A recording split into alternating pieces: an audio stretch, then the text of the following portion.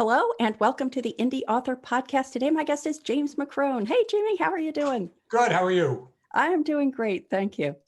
To give our listeners a little bit of background on you, James McCrone is the author of the Imogen Trager novels FAITHLESS ELECTOR, Dark Network, and the recently released Emergency Powers.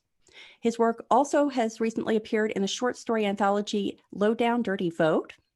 He's a member of Mystery Writers of America, Sisters in Crime, and I always like saying that so people know that there are misters as well as sisters, International Association of Crime Writers, International Thriller Writers, and the Philadelphia Dramatists Center, and has an MFA from the University of Washington.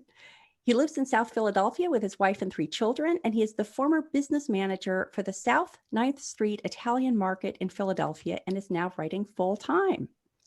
So I had invited Jamie on the podcast because we are both working through book launches. So I mean, I guess, right? Or is it yay or is it ah? Well, I think we're going to find out. By the end of this conversation, we're going to find out probably that it's a little bit of both, but we're going to be ruminating on book launches. Okay. And I wanted to just start out so that our listeners have some context for the books we're launching. Jamie, can you just tell the listeners a little bit about your most recent book? The most recent book is called Emergency Powers. It came out October 1st, not quite 2 weeks ago. The tagline is "The accidental president is no accident." When the president dies in office, and that's not a spoiler because it happens on page 1, FBI agent Imogen Trager, my protagonist, knows that the conspiracy she chased madly down a blind alley still has life in it, and she has to get back in the hunt. It's about dark forces trying to undermine democracy and one woman's challenge to unmask them and stop them before something even worse happens. Nice pitch, I just have to say. Oh, nicely honed pitch. Thank you. So I'm also going to be talking about the book that is launching for me, which is Yay! It's still coming up as of the 12th. It's going to be launching on October 15th, but it will have launched by the time this episode goes live. And it is the 3rd Ann Kinnear book. It is called The FALCON and the OWL. And it is about a air racing and aerobatic pilot, Gwen Burridge. And again, as you say, a murder happens. It happens right up front, so that's not a spoiler. And Anne, as she is wont to do, gets involved and nefarious things ensue. And so I think it's interesting that we're both writing in a series and we're both on the 3rd. So that's going to be sort of commonality. So I think as we talk, we're going to find what we did the same and what we did different. And hopefully people can ponder on those and see which ones seem like a best fit for them. Great. So I wanted to start right out because, Jamie, I know you started planning this launch in January, pre-COVID. And we don't want this to be launching a book in the time of COVID discussion, because I hope people will be able to get value from it if they're listening to it when we're way past all this goofiness.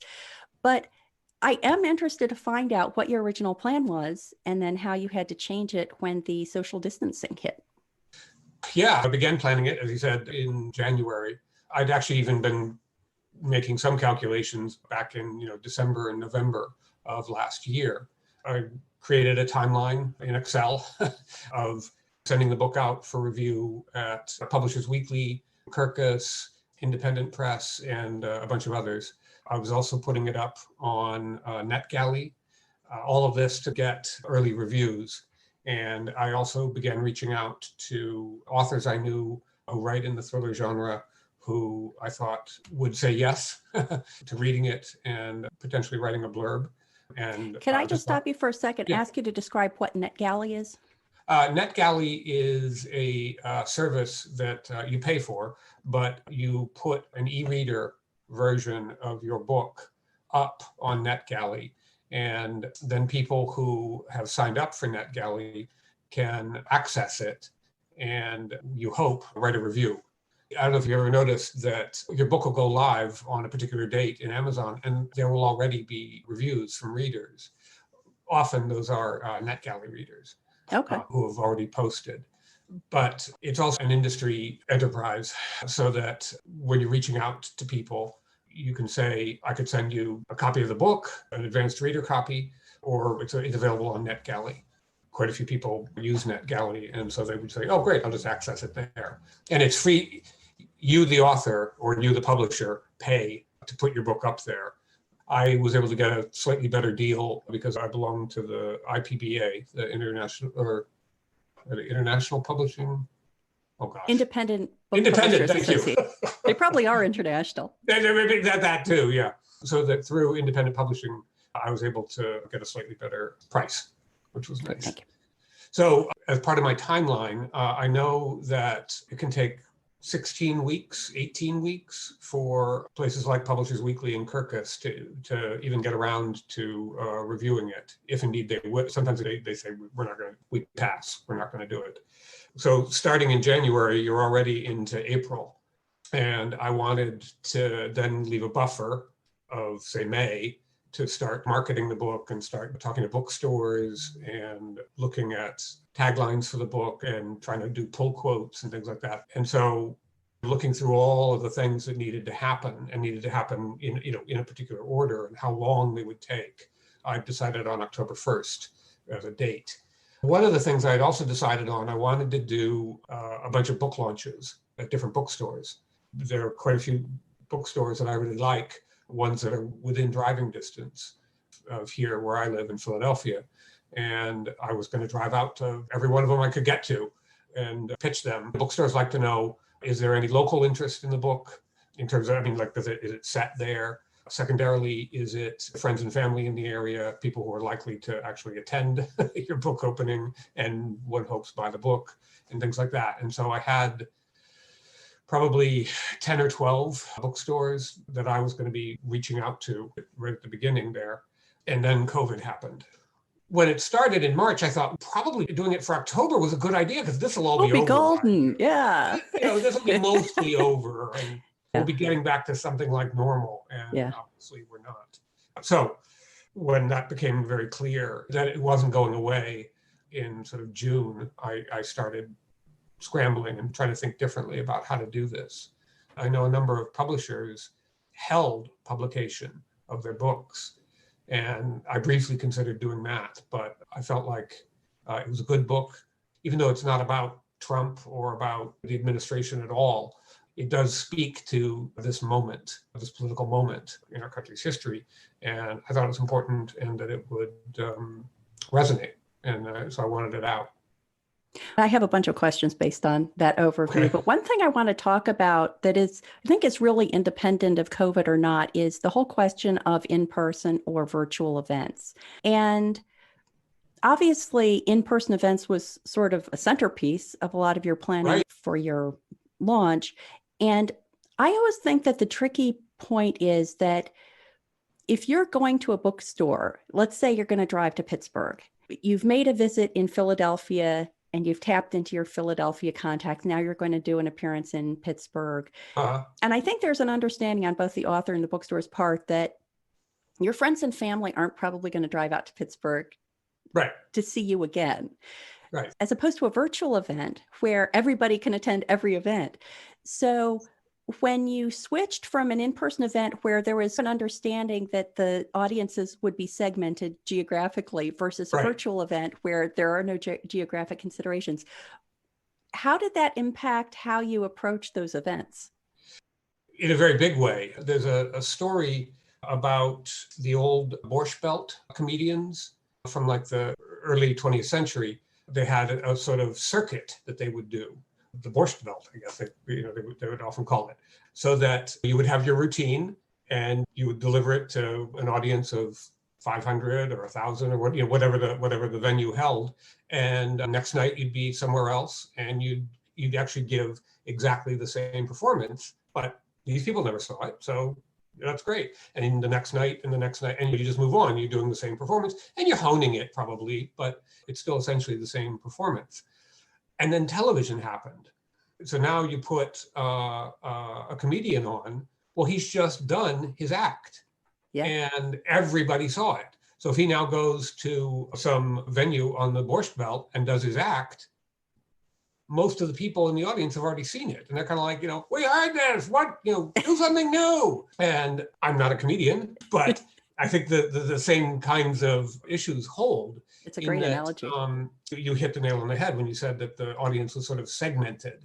What I found was that bookstores very quickly would say, when the one that went before this? Because they wanted at least 2, maybe 3 weeks in between each virtual appearance, because they knew you'd be getting a good sized audience for the one.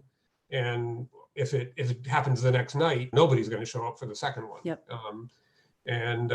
So I ended up not having anywhere near the number of appearances that I had hoped for. And secondarily, they're spaced out a lot more than I'd intended. I'm not against it. It's just the way it ended up being. Right. I think that for all these things, we're probably not going to be recommending that there's the right way and the wrong way. It's just here are a couple of approaches and assess them as you will. I saw a really interesting take on this, and I hadn't thought of it in this way until we were talking, but Craig Johnson just launched a new book, a new Longmire book, and he was at a couple of bookstores that I follow on social media and in some cases follow in person. And I signed up for all of them because I figured, why not? And then I realized that at each event, he had as a guest somebody from the Longmire TV show, which was brilliant because he was giving more or less the same spiel, the same Borscht Belt spiel that you talked about. And yet it was different because, well, it was different in part because his bookstore host was asking him slightly different questions, but also because he had this whole angle that if he had Lou Diamond Phillips on, then they were talking about the Henry Standing Bear character more in that. Right. And then if he had somebody else, one of the other actors, they were talking more about that character. And I thought that was really brilliant because it did mean that I virtually attended like 3 Craig Johnson book launch events, and I enjoyed them all, even though parts of it were similar. Exactly the same, Right. I also think that the idea that the bookstores are sort of requiring you to spread it out is actually a good thing. Oh, yeah. Because I think that one of the true strengths of indie publishing is that unlike traditional publishing, where you have this big blast of publicity, you're getting into, Publishers Weekly, you're getting into all the big names because the traditional publishers have that entree. And then, I don't know, a month, 2 months goes by and you never really hear about that again unless the author is making an effort to do that. Whereas as indie publishers, we can spread out the excitement, just as you're saying, with maybe you're doing a virtual event every 2 weeks, but you're doing it over the next 4 months, as opposed to 100 Zoom interviews in the publication week. Right. That's a very good point. You've talked about this, I think, on the podcast before. I mean, that having to be an advocate for yourself as the writer is often difficult for a writer because that's not necessarily who we are. Yeah. We like to sit in our little rooms and do what we do. If that were it would be great. It would all be perfect, but it's not. Being an independent author, you do have to really get out there and bang the drum for yourself. I struggled with that. I'm not necessarily a gregarious person. I don't like doing, hey, let's talk about me now. As a writer, I think that part of why you do what you do is because you actually take a step back and you listen to people rather than sort of press them with, well, I. You're like, what about you? Well, let me hear about you. And you're watching and listening. And so this is a complete about face, which I'm still learning. That brings up another good point. Actually, it brings up 2 other points I wanted to talk about. One is sort of tied into what you had said earlier about pursuing Publishers Weekly reviews or placements and those kinds of publications and the long lead time you needed to factor in order to do that. I know that you also have a very extensive author network, and I know that a bunch of authors have given you really nice blurbs for your book, one assumes for free. And I'm wondering if now in retrospect, do you feel like the time and the money, because you have to pay for those bigger name reviews, correct? Like Kirkus, I know, is expensive. Well, yeah, and Publishers Weekly may do it for free or they may not. In retrospect, now that you know all the nice things that other authors said about your books that you can put on the cover, do you think it's still worth it to get those paid ones? I think it's important to get the industry ones. I have Independent Press, I have Midwest Book Review, Publishers Weekly, Kirkus, Pen and Ink, some paid, some have a reading fee or something like that. I think having a blend of author praise and the reviews helps a lot, because even though, I mean, yes, they're paid, but that's no guarantee they're going to give you a good review. Yeah. And so Yeah, obviously, especially Kirkus, I know, is right, right. known for being tough. So you pay your money and then you live with what you get. And if you Yeah, don't like it, you do. they'll agree not to publish it. I mean, if they've written a bad review, you can say, okay, I've paid my $400, but I never want to see that in print. Yeah. You do have that option as a publisher. You can be like, okay, yeah, never mind. But even if it's sort of okay, if they've found something that is good or resonates, then you can, pull that out. I've heard it, this makes so much sense, but I wouldn't have thought of it until I read it. And I wish I could remember who it was who said it. It was about bad reviews for your book, that when you look on Amazon and all you see are 5-star reviews, you're like, really? If it's mostly 5s and 4s, but there are a couple of 3s and one, and a 2, and then some crank who didn't even really review just went 1 star. Well, that looks legitimate. You go, obviously, if there are 10 or 20 1-star reviews, you as the author need to take a look at the work. But yeah, 1 or 2 actually legitimates the process, and probably makes people feel more comfortable with the 5 stars, that, well, okay, well, people really did like it. And I mean, real people are reading it. And obviously there's some breadth of opinion. Yeah. If someone has like 25-star reviews, I just assume that they have a large family. Yeah, exactly. Yeah. And they got them all a copy for Christmas. Right. Plus, I always say, if people are feeling bummed about their 1-star reviews, then go look up your favorite author.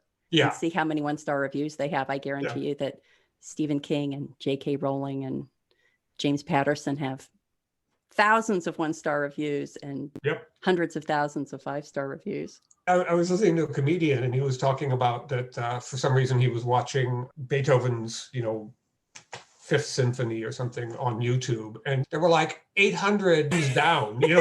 Yeah. Yeah. Okay. This isn't that good. Yeah. I like this early work or something, right? I mean, I was bored by this. Yeah. Before we moved off that topic, I wanted to offer as an alternative, because we're saying there's probably not rights or wrongs. They're probably just different things to consider. I got Kirkus Reviews for my first 3 books, which were the first 2 Ann Kinnear books, The Sense of Death and The Sense of Reckoning, and the first Lizzie Ballard book, Rock, Paper, Scissors. And fortunately, they were all very good, and I was able to use them for promotional purposes. And then when Lizzie Ballard 2 came along, I thought, do I really want to risk another $400 or however much it is to maybe not get another good one? And I decided that for the series, 1 quotable Kirkus review for the first one is sufficient.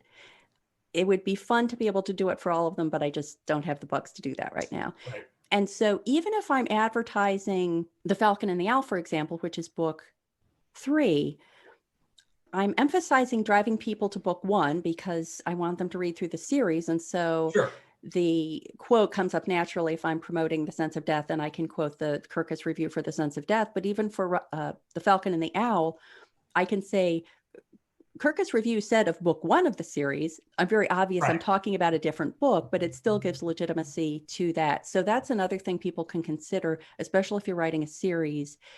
Hopefully get that good one for the first one, and then find ways to seed that through the promotions for your following ones. Yeah. No, it's a really good idea. As long as obviously it's clear that it is referring to the one it's referring to. Yes, exactly. And another tip I'll share is that this doesn't work if you're doing industry type professional reviewers, but if you're asking for reviews from fellow authors, then you can ask them to comment on your writing, not on the book. And so if they say, James McCrone's stories of political intrigue tap into the deepest, darkest secrets of our halls of power, or whatever, then can I put no? Yeah. let me get a pen. You can use that for everything because it's not book specific; it's writing style and topic specific. Right. And so if that's very wise, yeah. Yeah, it's great to get the comments on the specific book, but if you can also pull out quotes that are related to your writing, then similarly you can use those in different scenarios as well and across different books. I also wanted to talk about the idea of on-air events and hosted or solo. And so I know this is one that we've talked about before, that you've had some great co-hosts like Dick Belsky. Dick Belsky was your host for your launch event, which was great fun. And you've had a bookstore managers who have posed questions for you, which is all very nice and sort of takes that pressure off of now I have to just talk about myself. And I had originally planned to do something like that for the Falcon and the Owl. And I had talked to a couple of people. There was some cross wires and communication. And so I was getting to the launch date and I thought, I really can't wait anymore. I have to make a decision. So I decided to do a solo Facebook Live. And that's coming up. I'll be able to, in an upcoming episode, comment on how that I'm went. excited. Yeah. Yeah. So I am actually feeling pretty excited about it. It's going to be, I think, fairly short. It's going to be me doing readings. It's me answering questions that hopefully fans and followers submit in advance. So I feel like this is trading off the comfort that you get from a co-host and the nice interaction you can have with a co-host versus the Indy complete control over the product. I could do it when I want, how I want, on the platform I want. What are your thoughts about that, about where that balance comes between the enjoyable nature of the co-hosted event versus a solo event? I'm not sure. I like when you were talking about Craig Junt, the Longmire ones. Wouldn't it be brilliant to have your books already be films? I mean, that would be optimal. Yeah. Failing that, Dick Belsky very graciously agreed to be the interviewer, if you will. I liked that quite a bit because, again, I'm talking about myself, which is not something I like to do. And so being able to respond to questions was really good. At the moment, I don't have any Facebook Live events planned, not because I don't like them, but because I think my brain was already in the bookstore category, if you will. So this was just sort of a slight pivot rather than a wholesale shift. Yeah, I've been trying to bake in a little bit of that bookstore vibe because I had approached Wellington Square Books, which is my local bookstore, kind of like people have local pubs. That's my local bookstore in Exton, Pennsylvania. And at this point, I had decided to do a solo event, but I said, I would love to tell people in the area that if they want to go purchase a book at a bookstore, that they could go to Wellington Square.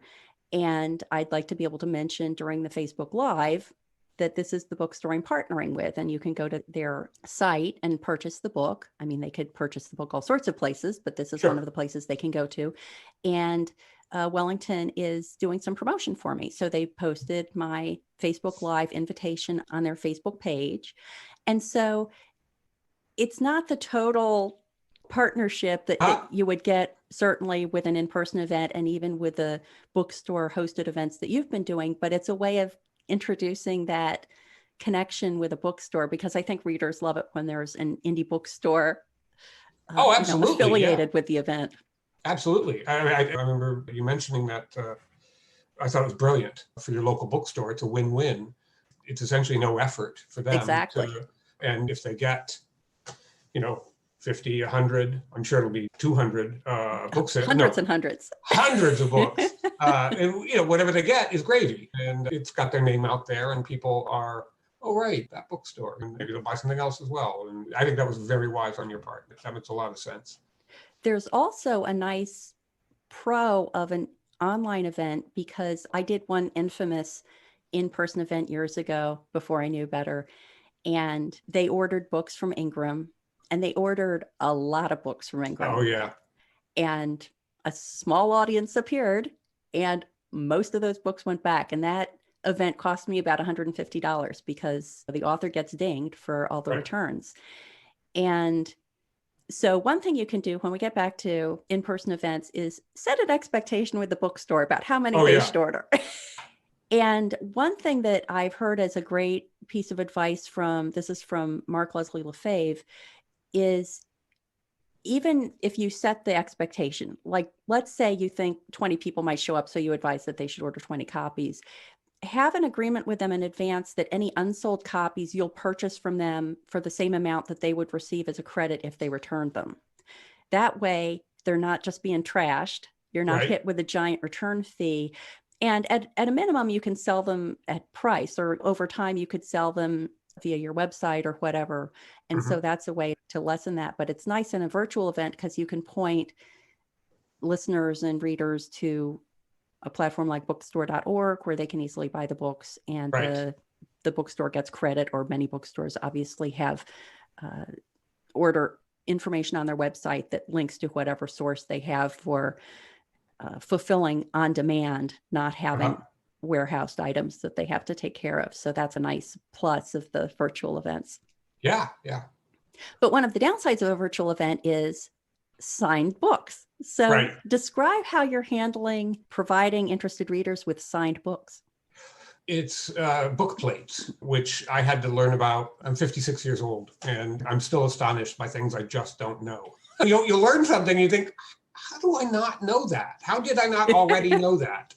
Shakespeare & Co. here in Philly and in New York sponsored and hosted my launch back on October 1st.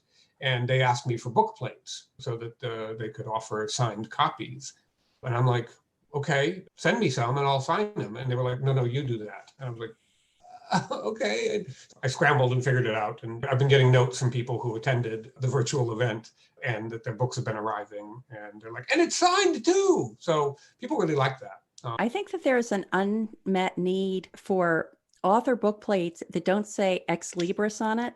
Yeah. Because I ended up getting some very attractive book plates that had an owl on it, which was good for the Falcon and the Owl. And what I'm going to do is during any event or on my website, I'm just going to say, if you've purchased a print copy and you would like it signed, then drop me a note at my website contact form and let me know what your address is, and I'll sign a book plate and send it to you. It would be better if it didn't say ex libris, because the effect is from the library of, and then it's going to have my name on it, which is kind of goofy. The other thing I like about the ones I got, in addition to the owl design, is that they have the peel off back. So yes. I can easily sign them, put it in an envelope. When the person receives it, they can peel the backing off and stick it in their book. And that's just a nice logistical consideration for people who are thinking about doing that themselves. So the last thing I wanted to talk about is sort of a strategic perspective, and I think it's underlying a lot of what we've been talking about up until this point, and that is the idea of, is one focusing on print or is one focusing on ebook?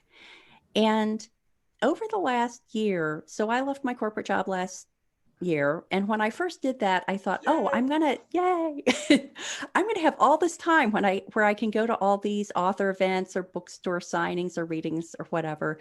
And I found that I actually attend a lot fewer of those than I used to, independent of COVID. Even if it weren't for COVID, I would still be doing fewer of those things because I just found that the cost benefit for me, I couldn't justify. You do a signing event at a bookstore an hour away. It's not just the hour you spend getting there and back. It's the time you spend there. It's loading up your car. It's a logistical challenge. And every time I thought about it, I thought, is it going to be better for me to sell, honestly, like 5 books, right? Because I won't speak for anyone else. I hardly ever go to those to sell more than just a couple of books. It's more like community outreach than it is a sales opportunity. And it is certainly not a money-making opportunity, because almost without exception, I can say that I always spend more in gas and certainly more in time than I make from the sale of those books. And so the whole idea of the live event became less attractive to me anyway, even before COVID. I understand some of what you've said about the cost-benefit ratio of in-person kinds of things, and I agree. But there's also no question in my mind that they are beneficial and regenerative. I mean, that I always come away feeling good about the conversations I've had with other writers, and particularly with readers. You and I are both sisters in crime, and you belong to Mystery Writers of America as well, right? Mystery Writers of America. And those and other groups will often rent a table on behalf of the organization. And then if you're quick enough, you can usually sign up for half an hour or an hour or whatever. I don't know that it's particularly lucrative, but it's a great way, and low impact, low cost, to get yourself out there in front of people. It is definitely not a one answer thing. And it's a question that I just wrestle with every time one of those opportunities comes up, and it's the such and such book fair, and I have an opportunity to get a table or part of a table. And I really wrestle every time. It's just, at this point, my business plan is saying, no, just stay home and write. But I would not doubt at all that that in a year or 2 years, my answer to that might be different. And when I have done those events, my deciding factor has always been, if I don't sell any books, is this going to be worth it? And it is exactly for what you're talking about. If I'm going to be sitting at a table for the day with a couple of authors that I know and like, or that I don't know yet and want to get to know, if I know I'll be chatting with readers, absolutely, that's something that needs to be factored in as well. Mhm. Ideally, you have a strategic idea of what you want to achieve, Right. and you hold the plan that you have up to that strategic plan and see if it matches or doesn't match. If it doesn't match, make an intentional decision either to tweak your strategic plan or to acknowledge that this is an exception. Like, I just want to do this event because I think it would be fun. That's perfectly legitimate. Just know that going in. Right. And then reassess that as you come to each subsequent book launch and say, don't just automatically repeat what you did before, because circumstances change, your goals change, the world situation changes, and you have to be willing to accommodate. And then the other thing I think is key is the focus ebook or print. And so for me, it's been ebook, because I feel as if I look at my own behavior, and I know it's dangerous to judge other people's behavior on one's own behavior, but the books that I buy in print more and more are books that it's going to be an event for me to read.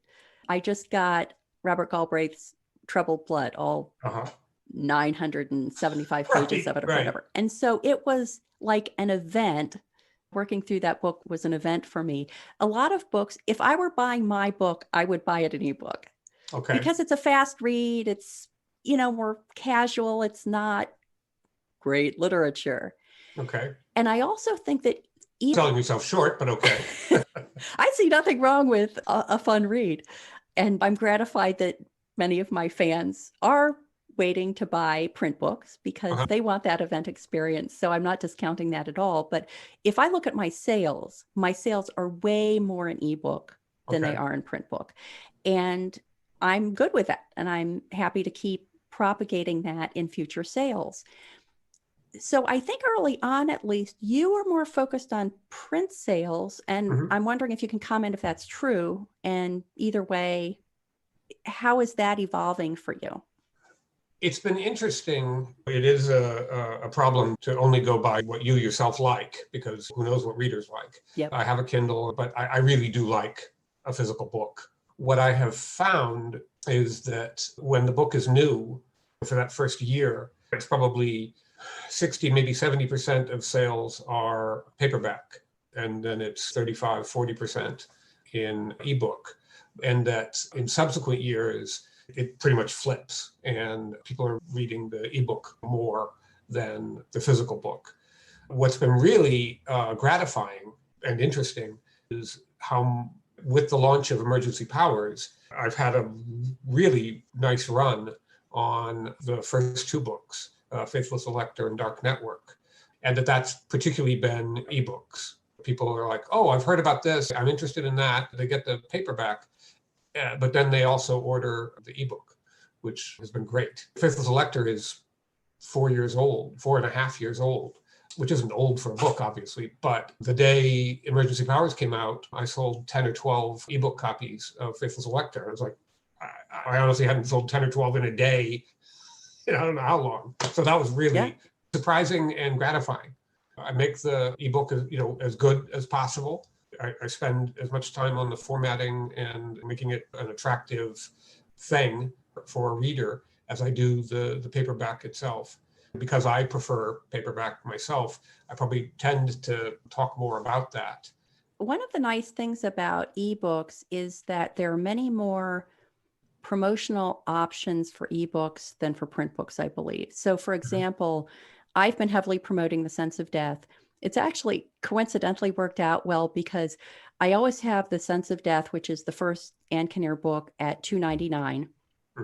And then the second Ann Kinnear book, The Sense of Reckoning, takes place in October. It has as its backstory a fire that took place in 1947 in Maine that happened in October. And so in October, I tend to heavily promote and discount The Sense of Reckoning. And so it's currently 99 cents. I'm advertising it on BookBub ads. I'm posting it on a lot of what I think of as the baby book bubs, like Right. e-reader News Today or Bargain Booksy and things like that. And so you can't do that with a print book. You can only do that with an ebook. So there are more promotional opportunities, I think, for ebooks, certainly online, than there are for print books, which is nice. Definitely, if someone is writing in a series, then they should factor in the entire series when they're promoting their book, not just Right. the latest one, because you want Right. to Right. make sure that people are caught up, and you do get that bump in the previous books if you have a series that you can point them to. Absolutely. Yeah. When the second book, Dark Network, came out, I hoped that there would be a bump for Faithless Elector, and it just didn't really happen. And I thought, okay, I don't know why not. It sold, but it wasn't amazing. And what's been really, really gratifying is that with this third book, it's generated a ton of interest for the first two. There it is, primarily the e-readers and some paperbacks too, which is nice. Yeah, I think that the value of a series in terms of making fiction as money-making a venture as possible can't be understated, because if you like one, you want to see that there's more than one more to go through. And so Right, I think the right. more and more that one has in a series, the more likely you are to catch those people who are specifically looking for a series because they don't want to read one book, fall in love with the characters, and then not be able to move Right. on and do the others. I also just wanted to put in a plug for Vellum for those of you out there who are Mac users in terms of formatting. So I use Vellum to format all my books, and it's great because honestly, it is pretty much you load up your file and you press, give me an ebook. And out pops an ebook, and you say, give me a print book, and out pops a print book in terms of nicely formatted for the trim size you pick. I like it so much, I'm an affiliate. So you can go to the indyauthor.com if you're interested in looking into Vellum and find more information there, and also my affiliate link if anyone wants to use that. So I'm going to be curious, Jamie, maybe over time as your book launch continues to progress, you can go to the show notes for this episode and update us on how things are going. It would be fun for both of us to do that so people can be getting the latest and greatest on book launches. I appreciate you so much being willing to have this chat with me about book launches, because I think we've offered some similar information and then some different thoughts on how people can go about it. And I think it was nice too that, as I think you pointed out at the outset, there aren't only right answers or only wrong answers. There are lots of different things to try. Tell people where they can go to find out more about you and your books online. The central point would be my author site, jamesmccrone.com, and that's James McCrone, MCCRONE.com, where the books are sold, which is everywhere. A list of virtual appearances, and even one in person. In November, I'm my local farmers market. I was talking with the manager of it, and I was mentioning about the book, and he said, you could sell here. And I said, really? I would love to. So nice. Yeah, we're going to figure that out. Yeah, I will definitely be interested. I'll be masked up. Yep. Come back and leave us a note about how that went when that has occurred. Okay. Well, thank you, Jamie. This was so helpful. And well, thank you so much for having me. I really appreciate it. My pleasure, and best of luck with the remainder of your lunch.